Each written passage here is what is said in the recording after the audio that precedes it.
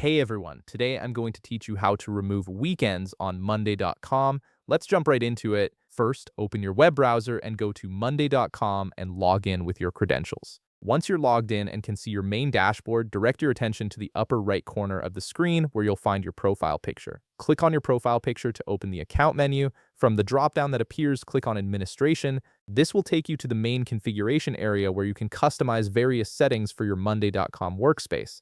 Once you're in the administration section, take a look at the left panel of the screen. You'll see several options listed vertically. Click on Account. This section contains the general settings for your workspace, including preferences that affect how your boards display information and calculate timelines. Now scroll through the account settings until you find the option labeled Hide Weekends and exclude them from calculations. This setting is exactly what you need to remove weekends from your view and ensure they don't factor into any time-based calculations on your boards.